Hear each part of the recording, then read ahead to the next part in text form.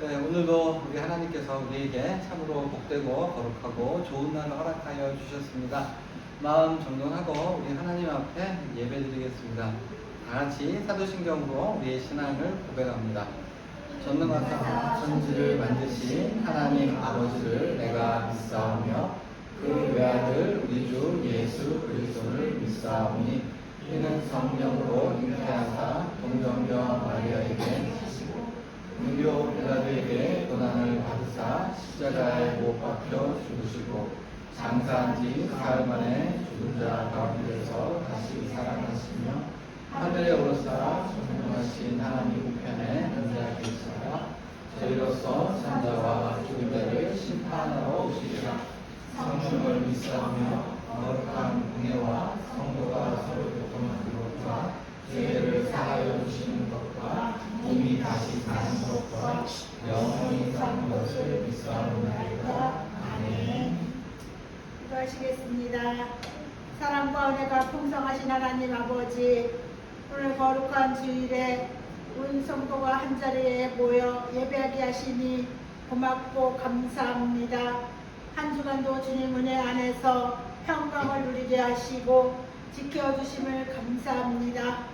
파수꾼이 아침을 기다리는 것보다 내 영혼이 주를 더 기다린다고 고백했던 시편 기자처럼 우리의 심령도 하나님을 바라고 소망합니다. 십자가에 달리신 예수 그리스도의 보혈의 공로를 의지합니다. 이번 주는 우리 민족이 명절 추석에 있습니다. 온 가족이 둘러앉아 서로 안부를 물으며 칭찬과 격려와 사랑하는 시간이 되게 하시고 하나님의 특별한 은혜가 임하여 복음을 전하며 하나님의 나라가 견고하게 세워지게 하옵소서. 믿음의 가정이 든든하게 세워지며 자자손손이 하나님의 은혜를 누리는 복된 명절이 되게 축복하여 주옵소서. 성도들을 위하여 기도합니다. 온 성도가 성령으로 충만하게 하시고 주어진 각자의 사명을 잘 감당하게 하옵소서.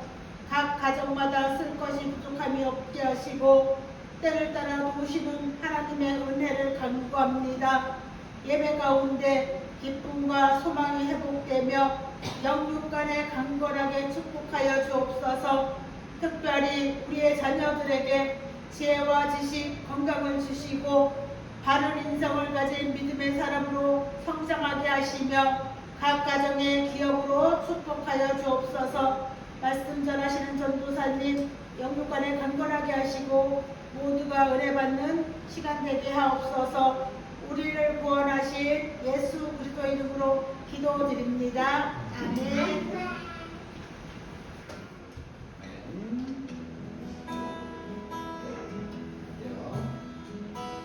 나의 갈 길 나가고 예수 인도하시니 내 주 안에 있는 풍요 어찌 의심하리요. 믿음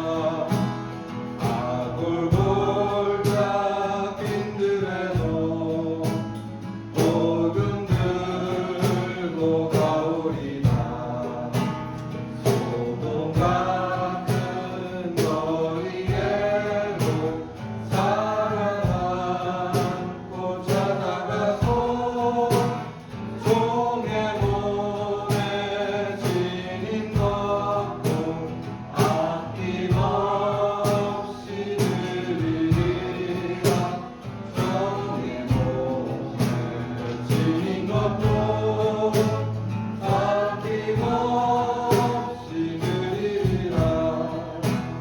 존귀 영광 모든 권세 주님 홀로 받으소서. 멸시천대 심장하는 죄가 지고 가오리나. 이름 없이 빈도 없이 감사하며 섬기리라. 이름 없이 빈도 없이 감사하며 섬기리라. 내 영혼이 은총 입어 주 만드신 먹고 보니 슬픈 마음 이 세상도 전부로 화도다. 할렐루야 찬양하세. 내 모든 죄 사함 받고 주 예수와 동행하니 그 어디나 하늘와.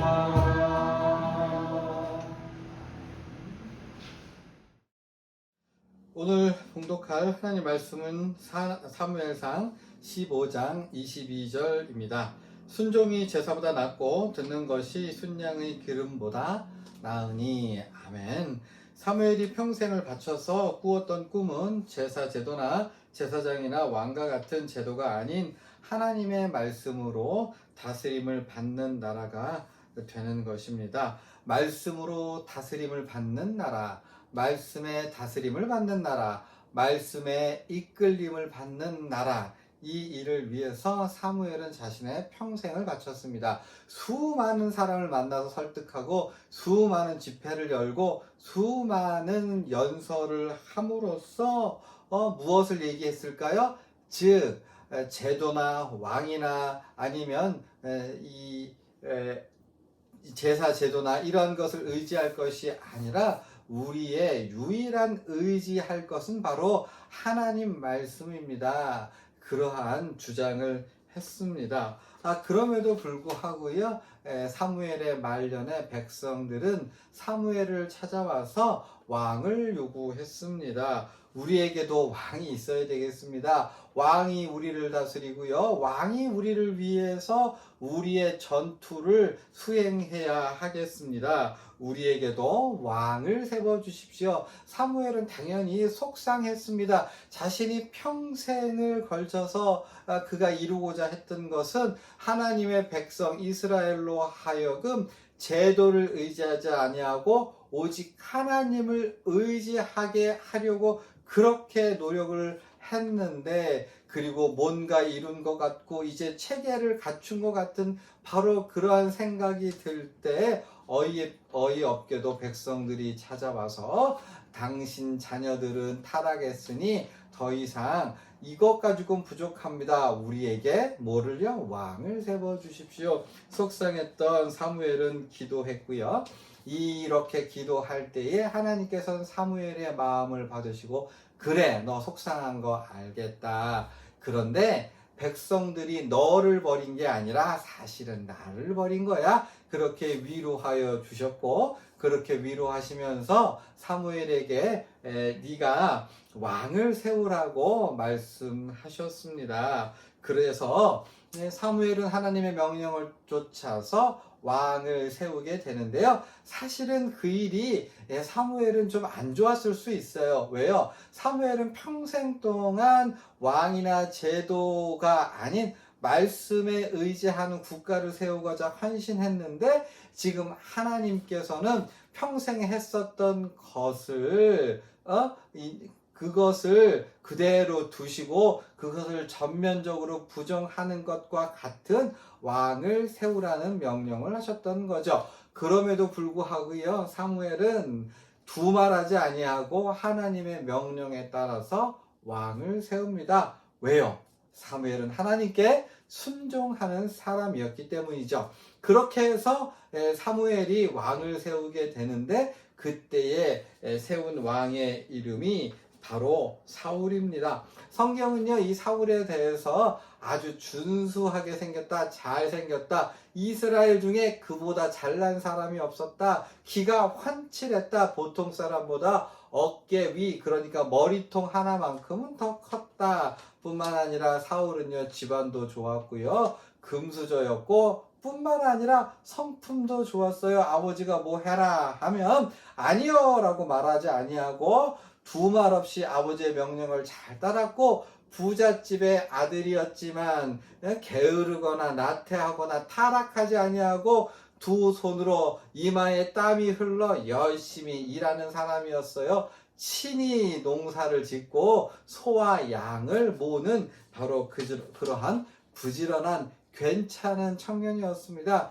사무엘이 사울을 보고 같이 저녁 식사 좀 합시다. 밥을 먹고 보니까 사람의 됨됨이가 괜찮았어요. 나랑 얘기 좀 합시다. 그래가지고 지붕 위에 올라가서 사울과 사무엘이 이야기를 하는데 너무 말이 잘 통한 거예요. 그래서 날이 새도록 밤새도록 사울과 사무엘은 날을 새서 이야기했으니 두 사람이 의기투합했던 거죠. 말이 통했던 거죠. 선지자 사무엘과 말이 통했던 사람, 그만큼 그 말하는 것이, 생각하는 것이 건전하고 아름다웠다. 그렇게 우리는 생각할 수 있어요. 그런데 그렇게 해서 이 사울이 결국 왕이 되지 않았겠습니까? 그렇게 해서 왕이 됐는데 어떻게 했어요? 사울이 왕직을 엉터리로 수행했느냐? 아니죠. 아주 잘했습니다. 그래서 사울이 행한 것을 총괄적으로 요약해서 이렇게 평가하고 있지요. 사무엘상 14장 47에서 48절까지 보시면, 사울이 이스라엘 왕위에 오른 후에 사방에 있는 모든 대적 곧 모압과 암몬 자손과 에돔과 소바의 왕들과 블레셋 사람들을 졌는데 향하는 곳마다 이겼고 용감하게 아말렉 사람들을 치고 이스라엘을 그 약탈하는 자들의 손에서 건졌더라. 왕으로서 훌륭했습니다. 사울은요 왕 위에 오른 이후에 이스라엘을 외적으로부터 보호하는 일을 잘 감당했습니다. 성공적이었다는 거죠. 사울이 악한 왕이냐? 인간적으로 말하면 결코 그렇지 않습니다. 평생 동안 강한 군대를 세우겠다. 그래서 그 일에 힘썼고요. 뿐만 아니라 그가 백성들을 압제하거나 착취하거나 했었던 기록을 찾아볼 수 없고요. 그가 자존심이 있는 사람으로서 마지막에 전투의 패배에서 죽게 되었을 때에 할례 받는 자에게 모욕을 받느니 차라리 내가 내 스스로 목숨을 끊겠다라고 하는 결기가 있었던 그런 사람인 거죠. 인간적인 판단으로 하면 사울은 영웅이고 위대한 인물입니다. 그런데요, 여러분, 그럼에도 불구하고 하나님께서는요, 이 사울에 대해서 부정적으로 말씀하십니다. 야, 사무엘아, 내가 사울을 왕 세운 걸 후회한다. 두 번이나 말씀하셨고, 내가 그를 버렸다. 두 번이나 말씀하셨습니다. 그리고 하나님께서는 내가 이제는 내 마음에 맞는 사람을 찾겠다라고 말씀하셨으니, 도대체 하나님께서는 왜 사울이 그렇게 마음에 들지 않으셨던 것일까요? 다시 말씀드리지만 인간적인 수준에서 사울은요 굉장히 훌륭한 왕이었어요. 왕으로서 자기의 직무를 잘 감당했거든요. 그런데 왜 하나님께서는 그렇게 마음에 안 들어 하시고 그를 왕을 세운 걸 후회한다고 하시고 내가 그를 버렸다라고 계속해서 말씀하시는가? 그 이유가 오늘 본문에 들어있죠. 오늘 본문에 뭐라고 나와있죠? 순종이 제사보다 낫고 이 말씀에는요 앞뒤 맥락이 있습니다. 앞에 무슨 이야기가 나오느냐? 15장 12절을 보시면 사울이 갈멜에 이르러 자기를 위하여 기념비를 세우고, 뭘 세웠다고요? 자기를 위하여 기념비를 세우고 자기의 이름을 높였었던 거죠. 보통 당대의 왕들이 의뢰히 했었던 것이기는 한데, 사울이 하나님의 백성의 왕으로서 하지 말아야 될 자기의 이름을 높이는 일을 했습니다. 그리고 뿐만 아니라 순종이 제사보다 낫다. 하나님께서 당신을 버렸다. 하나님의 이름으로 들려지는 심판의 선언을 들은 이후에 사울이 어떻게 했습니까? 보시면 30절에 이렇게 되어 있죠. 내가 범죄하였을지라도 이제 청하옵나니 내 백성의 장로들 앞과 이스라엘 앞에서 나를 높이사 나와 함께 돌아가서 내가 당신의 하나님 여호와께 경배하게 하소서. 길게 설명드리지 않습니다만 여기서 이렇게 나오죠. 내 백성의 장로. 뭐라고요? 내 백성의 장로. 하나님의 백성의 장로라고 말하지 않아요. 나의 백성의 장로라고 이야기하고 있고, 하나님에 대해서는 나의 하나님이라고 말 안 해요. 뭐라고요? 당신의 하나님, 너의 하나님. 바로 여기에 사울의 가치관, 인생관, 그의 철학이 드러나고 있어요. 뭡니까? 사울이 지금 누구를 중요하게 생각하고 어떠한 것에 큰 의미를 부여해요? 하나님이 아니라 자기의 백성, 그러니까 하나님 앞에 어떻게 보여지느냐 보다 사람 앞에 내가 높임을 받고 사람이 나를 어떻게 생각하고 사람의 평가가 무엇인가, 하나님께서 너 참 잘했다라고 하는 칭찬이 아니라 사람 앞에 인정받고 사람한테 영광을 받는 것, 사람들이 나를 어떻게 평가하느냐가 더 중요하고 더 그것을 중요하게 생각하게 되었으니 그것이 사울이 저지른 범죄였던 거예요. 바로 이러한 사실, 바로 하나님 앞에 내가 어떻게 비춰지느냐 보다 사람 앞에 어떻게 평가를 받느냐, 이것이 큰 범죄라고 하는 사실은 예수님께서도 말씀하셨으니 두 구절만 빌려왔는데, 요한복음 12장 5장 44절 너희가 서로 영광을 취하고 유일하신 하나님께로부터 오는 영광을 구하지 아니하니 어찌 나를 믿을 수 있느냐. 요한복음 12장 43절 그들은 사람의 영광을 하나님의 영광보다 더 사랑하였더라 고 말씀하셨던 거죠. 하나님에게 우리가 순종한다라고 하는 의미는 어떠한 의미가, 어떠한 전제가 달려 있느냐? 하나님 앞에서 내 자신을 부정하는 자기 부정이 있지 않으면 그것은 순종이라고 할 수 없습니다. 하나님께 우리가 순종을 한다. 그 말은 다른 말로 우리는 나를 부정하는 자기 부정이 하나님 앞에 순종입니다. 순종은 하나님 앞에 나를 부정하는 작업이 아닐 수 없습니다. 오늘 설교를 정리하는데요. 사랑하는 여러분, 사람들은 흔히 내가 무엇을 하느냐가 가장 중요하다고 생각합니다. 하나님께서도 내가 하는 일에 따라 나를 평가하실 거라고 생각합니다. 아니요, 결코 그렇지 않아요. 아무리 큰 일을 하고 아무리 좋은 일을 할지라도 하나님께서는 우리의 뒤통수를 보시면서 야, 너는 내 마음하고 안 맞는다. 마음에 맞는 다른 사람 좀 찾아봐야 되겠다. 그렇게 말씀하실 수 있어요. 자기를 부정하지 않는 사람은요, 그가 아무리 위대하고 큰 일을 한다고 해도 하나님의 마음에 맞을 수 없습니다. 내가 성경을 백독을 하고 내가 금식을 하고 내가 봉사를 하고 전도를 하고 교회를 세우고 이런저런 일을 내 온몸을 불사르고 뭔가 막 아주 위대하고 대단한 일을 할지라도 그럼에도 불구하고 자신의 마음에 내가 이런 일을 했지라고 하는 기념비를 세우고 사람들한테 인정받기를 추구하고 사람들이 나한테 박수 쳐주겠지, 그것을 기뻐하고 그것을 중요하게 생각하고 의미를 부여하는 순간, 야, 나는 너하고 마음이 안 맞는다, 내가 다른 사람 찾아봐야겠다. 그 아무리 훌륭한 일을 이루어도 하나님 앞에 순종이 아니라고 하는 사실.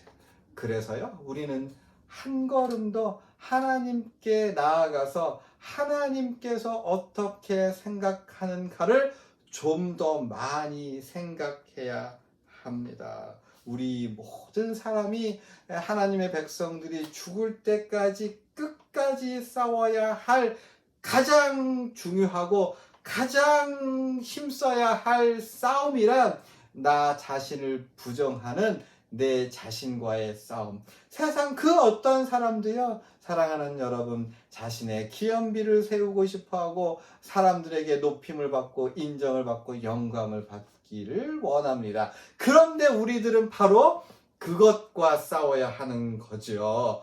내가 하나님이 어떻게 생각하시는가를 중앙에 놓고 살지 않으면 하나님의 마음에 들 수 없다는 이 두렵고 떨리는 말씀을 늘 기억하고 하나님이 우리를 어떻게 보실까를 늘 생각하며 삶의 중심으로 놓는 저와 여러분 되기를 바랍니다. 아멘. 자, 우리 예수님께서 가르쳐 주신 기도로 예배를 마치겠습니다. 하늘에 계신 우리 아버지여, 이름이 거룩히 여김을 받으시오며 나라가 임하시오며 뜻이 하늘에서 이루어진 것 같이 땅에서도 이루어지이다. 오늘 우리에게 일용할 양식을 주시옵고 우리가 우리에게 죄 지은 자를 사하여 준 것 같이 우리의 죄를 사하여 주시옵고 우리를 시험에 들게 하지 마시옵고 다만 악에서 구하시옵소서. 나라와 권세와 영광이 아버지께 영원히 있사옵나이다.